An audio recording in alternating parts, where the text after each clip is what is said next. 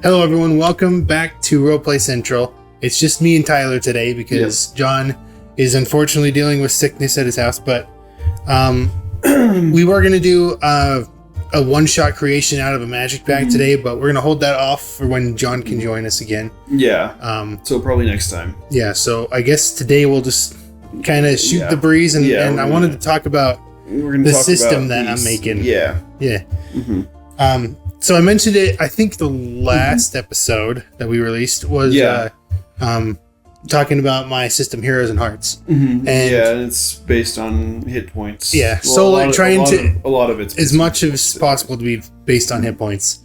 There's also some other things thrown in there, like blood points. Also, is a and you get those when you kill monsters. Yeah, it's basically like experience. Like if you think of Minecraft, for those of you watching, when you complete quests or goals or whatever, would you get them? Yeah, and you can spend them to level up or enter into spellcasting, which does stuff.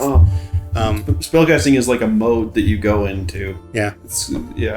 Which, by the way, I figured out more about that because now since we took away the hit range thing, I need to figure out a way to put more of a negative thing for classes that aren't mage. Well, I mean, the damage could be enough. You could just have it lower their AC. I was gonna have it make them bloodied.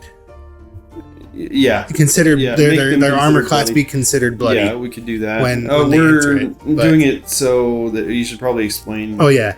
So that like when you're bloodied, so when you're at half hit points, your AC actually goes down a little bit. Yeah. Right.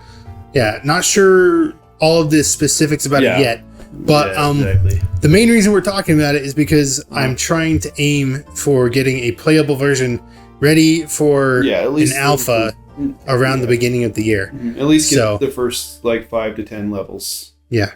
Figured out. Yeah, I want to throw up a Kickstarter, throw up the alpha on there, and then have people play test it, and then go into an open beta after the Kickstarter. And so like I don't know the alpha. How long do Kickstarters run? 40 days? I think like 30 days. But 30, I think I've seen shorter and longer, but I'm not sure. 100%. Oh, so you get to choose. I can't. I couldn't like. I wouldn't quote me from that. But I mean, you could still just. I would just do that. Mm-hmm. What you just said, and it'll have the same effect, basically. Yeah. It's following a lot of what basically if you're a mage, you can go into it just for blood points, right?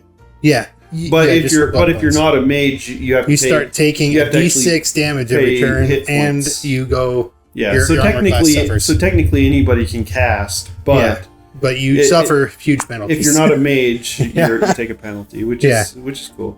Yeah, it was the point because the game I'm most familiar with, the RPG, is obviously Dungeons and Dragons 5th edition. But in there, not everyone has access to spells. Like if you're a barbarian, you don't get much access. Nowadays, with how things are, though, like it's easy to multi-class or to take a feat and just get spells. So everybody can. That's also something I haven't even considered about this system was multi-classing.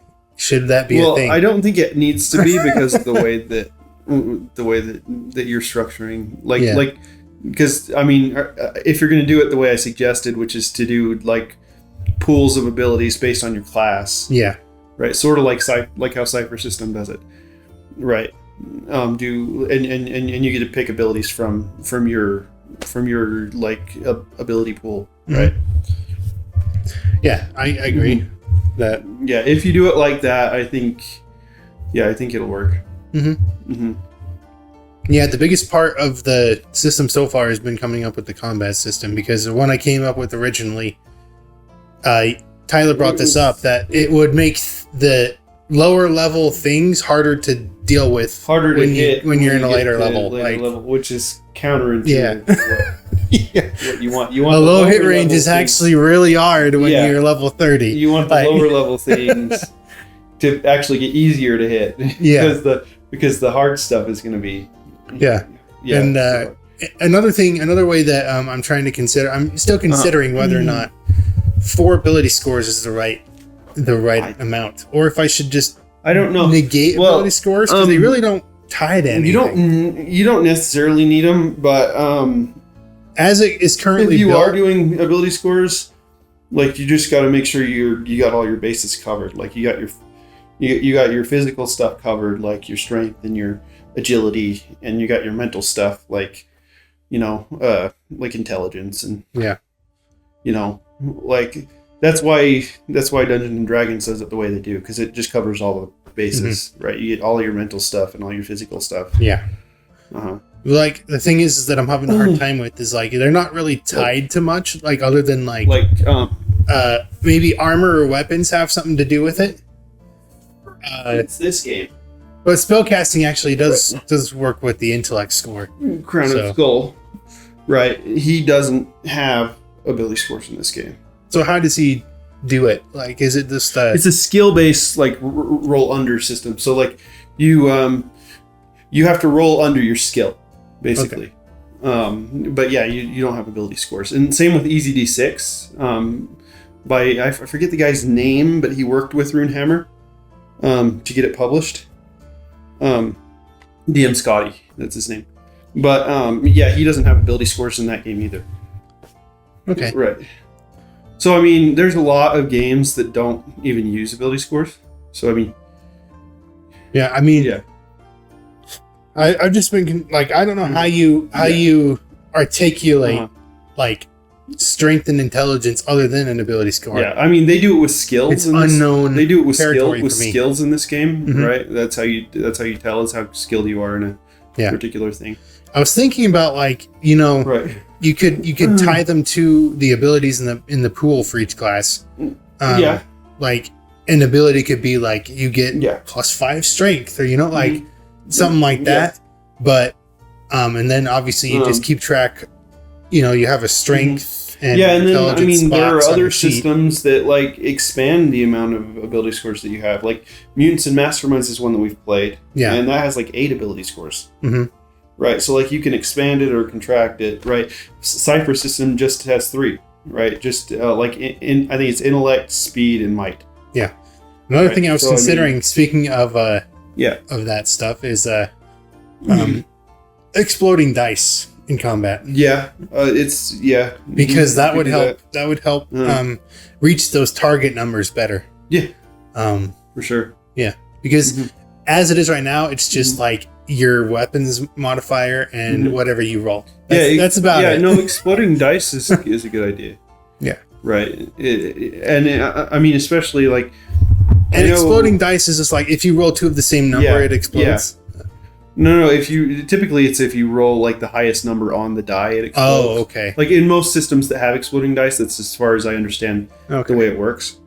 Like in The Witcher RPG, right? If you roll a 6 on a d6, The Witcher is a d10 system, and if you roll a 10, you get to roll another 10 and add.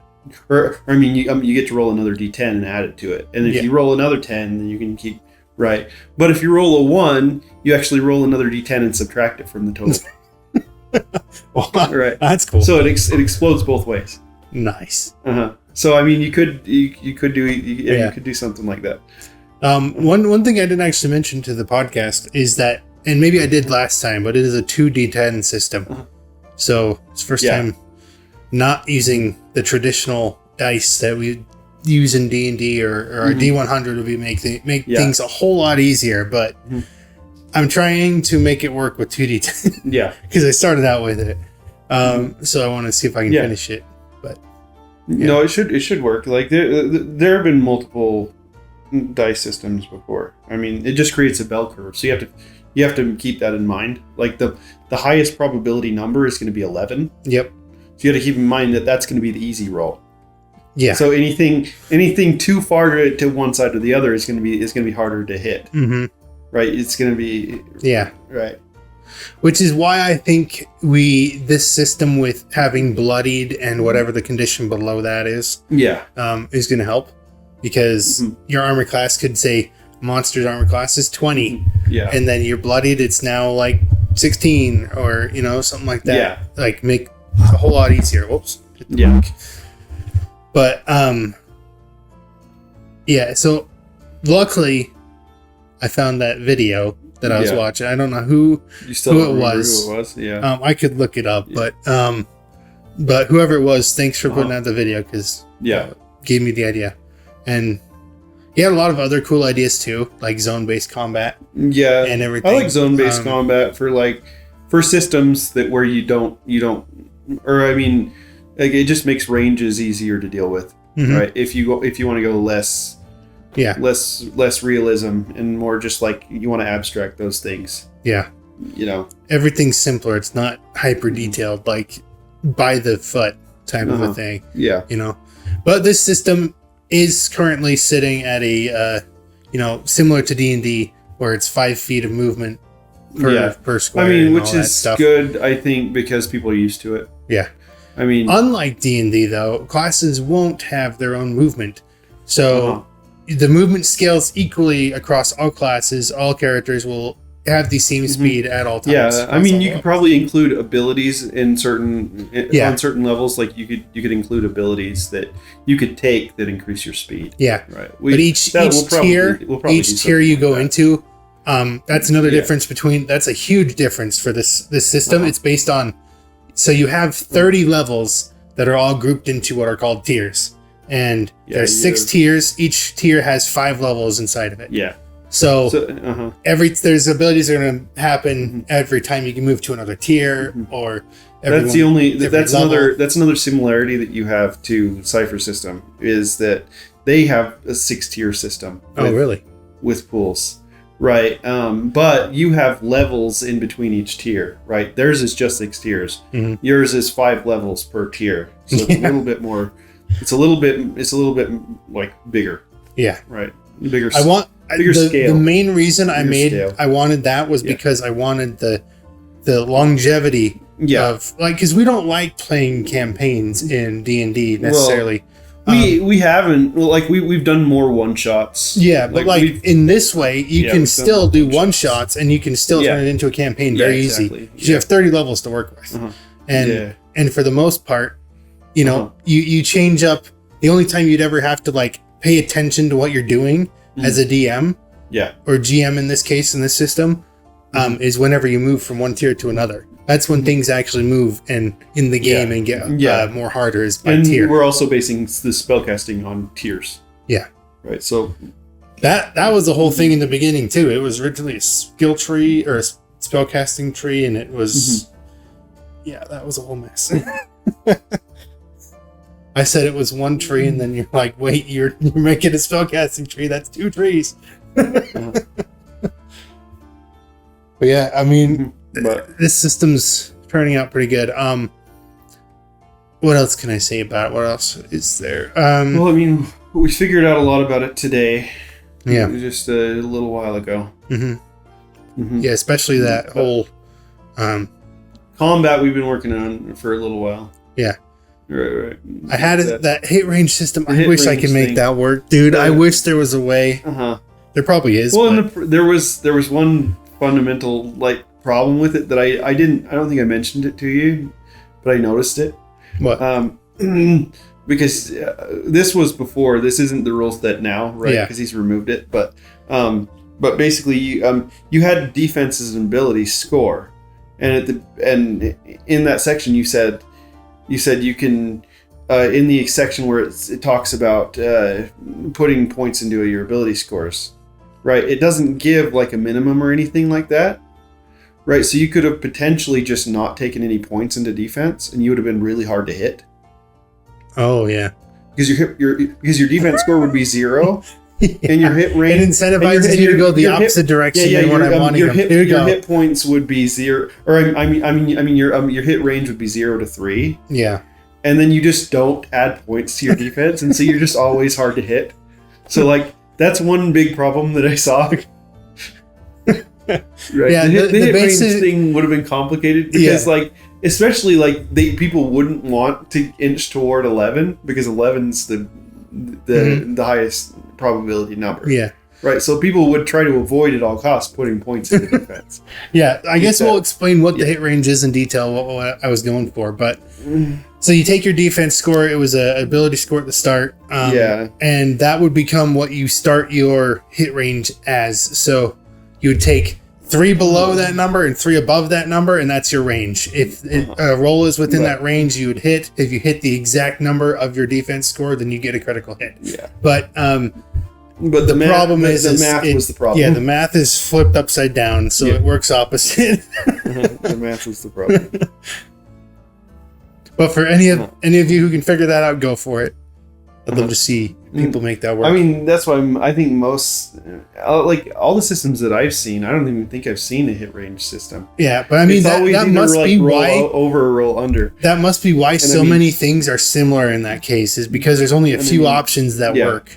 MCDMs draw steel, right? And like games like Into the Odd and stuff like that, and Maze Rats and stuff, right? They have a system where you always hit, right? And the degree to which you hit is based on your roll. Oh, okay. So you're still rolling, but you're not rolling to hit, right? It's assumed that you hit.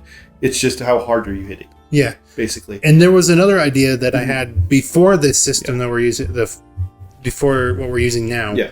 Is you would roll your 2d10 on your turn when you're attacking, and then you'd have what's called a combat increment or something, whatever you'd call it, an increment of a number that you would so you take that roll and you'd basically divide it by that number, and that whatever that number comes out to is how many hits you have on that roll. Are you still going to do that? The hits? I just can't figure out how to make it work, because you have to still assign it to a number, which is what I was trying not to do. Was trying not to, even though the first hit range was. You could just do like damage, right? Yeah. But the reason the reason I didn't do that is because that totally negated hit points at all. Well, you could also because you could base the amount of hits on their hit points. Yeah. Right. Because the whole system's about hit points. You could base the amount of hits on hit points. Right? That's one thing that could work. Yeah. I think it'll be easier if we just use the system we've got, though. Because, it makes sense for hit points. Like, if we're basing it off of hit points from the start, then there should be a mechanic that, it fluctuates as your hit points fluctuate. So, I mean, that makes sense. Yeah. So I think I'll stick with it makes more sense than the hit range thing. Yeah. Right. That's why we're doing the testing, is because we can change this stuff all the time. Yeah. Hopefully we can do a play test. Like we'll probably have a play testable. Yeah. So do you think we're going to aim for at least by December, if not November? But we'll have at least a play testable game. Yeah. My plan is to have a play testable game by January of 2025. Yeah. And that's still plenty of months left to go from here. It's like 4 months from now, 3 months, 3.5, 4, something like that. Yeah. But I think we decided going to level 10, so tier 2 in the. Yeah, that's what we're gonna shoot for. Yeah. Yeah, to at least get you that far. Yeah. Let's see. What else do we have down? I started designing. Me and John mentioned the night class last time. I started designing the night class. It's a class based on the medieval knight. Mm-hmm. Right. Yeah, and I remember you guys saying a whole bunch of different subclasses for it. I mean, knight is just a super broad category, right? In fiction and in because you got Arthurian knights. Yep. Right, and you have a bunch of fantasy kind of knights. Yep. Right. Can even make the knights who say Nia subclass. Yeah, I mean we could make some joke subclasses like they that. They jump from bushes. Yeah, you could do stuff like that. I always imagined that the word this how knee in that thing causes people physical pain. I always imagined that was the verbal component for the spell power word pain. Power word pain is knee. Stop saying the word. If I were to DM for a high level game and somebody had that would be the word. They would have to say knee. Yeah. Well, wasn't the thing that they said was the word that caused them pain? No, it was knee. Oh. It was knee. Oh, okay. And then they changed their name in the middle of the scene. Later in the movie, they changed their name. And that's you can't come so, yeah. I mean, maybe the subclass for knight, that's the knights who say knee, like maybe they have a bunch of like power words that they can use that cause different effects. That'd be cool. Right? They have power words. Yeah. Right? Spoken word class. Knee is one of the power words. It has to be. But that's like the core power word. Like everybody gets knee. Yeah, you have five command words that you can say, and they each do a different thing. Yeah. When I say the word shrubbery. But yeah, that sounds like it's gonna be fun. The night class, I'm gonna start working on that soon. Yeah. Like I've got like an outline, basically. Yeah, we gotta come up with some more stuff for chivalric orders, right? Because that's what the knightly orders were like called, like chivalry, because they're all based on chivalry and yeah. But yeah, I mean, I've got the same day this show comes up, I've got another thing coming out on the Patreon, and that's a druid subclass for 5e. And then in October, I finally decided I'm going to release my superhero generator. I'm going to release it in October. Finally. Yeah. Well, I mean, it's been pretty much done since July. Mm-hmm. But I just haven't, like, one thing I'm going to add to it before I release it is descriptions of every power. Oh. So I'm going to go through every single power and give a little description along with a reference of like a character, right, that has that power, so that people know like what the power looks like. Right. I'm going to put a reference and a little description. Like heat vision, you'll say Superman. Yeah, exactly. Yeah. Okay. Cool. What else we got coming out? But yeah, that's going to be a full like superhero generator for games like Mutants and Masterminds and the Marvel Multiverse game and like superhero games in general. Yeah. You want to talk about your system or not yet? I mean, I don't have anything written down. I have the combat system pretty much worked out. The combat system looks like a combination basically between the Witcher RPG and the Riddle of Steel. Right. Riddle of Steel is a game that probably most of you have never heard of, but it came out in 2002. It's out of print, but you can find it online. You can find a free download. Yeah. So, but I mean, a lot of digging to find that download though. I mean, other than that, like the combat system is going to be really intricate because like that's the whole point of the system, right? So that's going to be really intricate, and then the rest of the system is going to be mostly like it's going to be like sort of a power system combined with a skill system, right? Mm-hmm. So I'll work it out a little bit more, but I'm going for like an action movie, like pulp superhero kind of a vibe. Yeah, and the way you were explaining it when we were having dinner was really really good. It sounds like it's going to be actually realistic. Yeah, like you're gonna have you're gonna have powers, and you're gonna have combat abilities, and you're gonna have skills, and cool. It'll be cool. I think like this game's gonna have a lot of. Well, I think I'm thinking like 8 ability scores, right? Because I need to be able to split stuff up, like what stuff's based on. But yeah. I think that's it for now. Like and then I mean, I think we got more Patreon stuff coming. More Patreon. There's stuff coming out every month for Patreon. Yep. So. Right now, it's basically classes and subclasses, but we'll probably for 5e. But yeah, we're gonna. I mean, I've got stuff that's not 5e related that's gonna start. Because I'm gonna start slowing down with 5e stuff because they're going away from 5e stuff, which is the coast. So, like. Yeah, it's a good thing we're all building our own systems because then we can start releasing stuff for those and messing around with that. And we can always release stuff, like there are third-party licenses for other games. Like Shadow Dark's really popular right now, and a lot of people are making third-party stuff for like. I'd have to just read over Shadow Dark because I don't even know about a lot of it. But yeah, that's. I mean, you could buy it. It's pretty. It's not that. It's not too expensive. Yeah, and it's just one book. Like unlike 5e, it's like where you need a million. It's like $170 for 3 books. Right, but for Shadow Dark, it's just one book. Yeah, not even close to that price. Yeah. I think that's it. That's it for this one. More thing though is this is not anywhere near in the future. It's probably gonna be a next year thing, but I have been working on merch on different designs.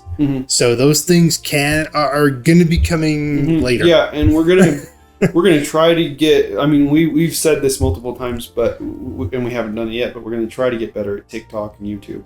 Yeah, especially. I think we should especially get more active on TikTok because it's. I mean, there's a lot of D&D people on TikTok. Yeah, we just need to like random. There's a lot of the most random things. There's a lot of interest. Yeah, and we also have a Pinterest, and that's gotten our website a little bit of traffic. But you check out our Pinterest. We post some stuff on there. And obviously check out the TTRPG, DM's Guild, the website, all that stuff. Things are going up all the time.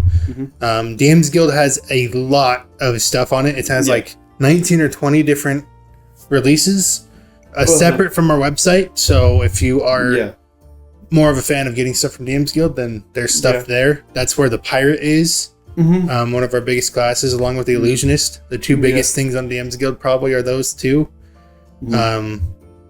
And then, a bunch of other subclasses and things like that. Magic item release. And eventually we're going to do what we said we were going to do and make like a big like D1000 magic item. Yeah. And we've got other books in the works basically. Too. Other books like the dragon book and stuff like that. And I mean, I'm thinking maybe the dragon book like is going to be like maybe postponed for like one of these other games that we're working on, right? Yeah. Because I mean, 5e's moving away from a lot of the mechanics that I'm familiar with. Yeah. Our time's running out for 5e. Yeah, I mean, I like 5e, but there's a lot that I don't like. Right. One thing I don't like about that, I'll just say really quickly. No, that's not necessarily the topic of this episode, but the almost every class has something, whether it's minor or significant, it's changed and it's like not functioning like you want it, like it was before. It's just like, why?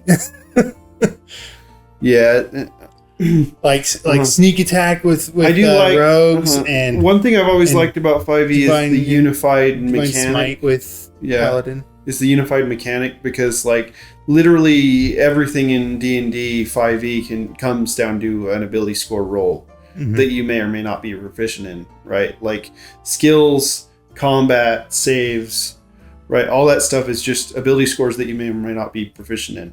Yeah. Right. I like that. It makes it really easy to use. It makes it really easy to play. But there's a lot of little things that I don't like about 5e. Yeah, we could go on forever. We still need to do a review of your my version, whatever D&D 5.452 or whatever it was. I have my own clone of 5e. Yeah. You went through and like reworked. It's mostly I mostly just updated the player options. Yeah. Right. I didn't change anything critical about the system and how it works, but I updated all the classes. I updated the spellcasting system to a roll to cast system versus a what do you call it? A spell slot system. Yeah. I moved away from that. But I mean, that's probably the biggest change. And another big change is like an actually functional ranger. Like I gave the ranger a big upgrade. Like that's still a problem. Ranger still doesn't really work, even with their changes. But yeah, I mean, we still have some 5e stuff coming out, but it will mostly be 5e stuff based on the 2014 rules. Yeah, I'd say next year after we get systems really moving, if you're still playing 2014 5e, then which I imagine a lot of people probably will. We'll still have a lot of stuff coming out for you. I wouldn't be surprised if there's a lot of people that just like take some aspects of the new stuff and just move them into 2014. Like, yeah, exactly. Or just bring 2014 into the new system and say, who cares if they're underpowered or overpowered characters? Like, they said at one point, I think they stopped saying it, but that if you brought a 2014 character into 2024, that you'd have to give them a feat to keep on the power level. I didn't hear about that, but I swear I heard that somewhere from Wizards in one of their videos, but maybe that was somewhere else. Yeah, they keep moving further and further toward like a more heroic kind of a style of gameplay. Yeah, right. Like, but you're definitely not gonna die anymore. But like some great stuff was made for 5e, like Valda's Spider Secrets. That was so good. Yeah, no, there's a lot of good material for 5e. Yeah. Valda's. I haven't given up on 5e. I just have my own clone of it. Yeah, we're not giving up on it. We'll probably still make stuff for 5e. We're still working on the night class. But we still have subclasses coming out, like sporadically, but they're coming out. Subclasses. Yeah. I have a bunch of John Wick themed subclasses that I still need to design, but they'll probably come out. They're going to come out next year around when Ballerina comes out, which is June. Right. So watch out for those if you're into John Wick. Yep. Right. I have a gentleman. You should call. I have a gentleman barbarian. I have a gentleman barbarian, a ballerina monk or something like that, and a gun fu fighter. Right. That's like a play on the word kung fu fighter. Right. But a gun fu fighter. Whenever he comes out, the kung fu fighting music stuff. Yeah, a tracker rogue based on the tracker guy from the 4th movie. Right, a rogue that gets like they get a pet. Right. Yep. All right. Well, I think maybe everybody gets a pet. Maybe everybody gets a dog. Yeah. Maybe that's that's going to be a theme now. And then when it dies, you have a reason to kill everybody. Yeah. The DM's encouraged to kill the dog. That's the main goal of your game, is kill the dogs. If the Gun Fu Fighter's dog dies, then he gets like a huge boost to accuracy. You get on armored defense for 5 years. Yes. But there will be a bunch of John Wick themed stuff coming out next year. Yeah. Yeah. For 5e. So I mean, it's all coming out for 5e. Yeah. So keep an eye on everywhere we're at. Like we've said already, the Pinterest and everything, and TikTok we should be able to be starting to post, but who knows? Yeah, and I want to do some YouTube. Who knows if it's going to happen? I want to do some YouTube stuff too. So hopefully we can we can. I know I've been thinking about doing game reviews on YouTube. Yeah. It's more or less for us. It's just because, like what's feasible for us to make in a quick time. Yeah. So I mean, you might start to see game reviews. Yeah, game reviews, like TTRPG reviews, like Crown and Skull. I've also tossed the idea over to you about the creating random characters from whatever. Fighting against each other, doing like a mini battle royale 1v1. Yeah, we could do little battle royales. That'd be cool. Yeah. Yeah. We tried to do a battle royale once with Mutants and Masterminds. Yeah, and then me and John built doesn't work when there's characters that countered the other one. Yeah, he built the support character that only attacked Constitution, and John's character was a tank that had high Constitution. Yeah. So they kind of just butted heads, and then ran away to heal, and then butted heads again, and then we eventually just had to end it. Yeah. All right. Well, I think that is going to be today's episode. Yeah. So thanks everyone for watching, and once again, visit all of the places we are at: DM's Guild, Drive-Thru RPG, our website, of course, metagamespress.com. Yeah. That's really the best place. You can see everywhere else on there. If you go to the website, you can get to everywhere on the main page. And also on the website, there's the blog that Tyler's been posting too. I mean, I haven't posted in a while, but there's also a free wizard subclass on there. I post sporadically. Yeah, and there's a monk subclass too. Yeah, a free monk subclass and wizard subclass on the blog. And Ranger. Yep. I redid the Beastmaster. Yeah. To fit the Beastmaster TV show from a long time ago that I love. I love that show. And in Monster, the One Claw too on there. Yeah, there's a monster. Just random, we were looking at minis and wanted to make one called the One Claw. But yeah, you can get to everywhere on the website. We have a bunch of stuff up there if you guys are interested, and just pay attention to what we're releasing because we're going to be coming up with some good stuff here soon. But yeah, I think that's it. So thanks everyone for watching, and we'll see you in the next one.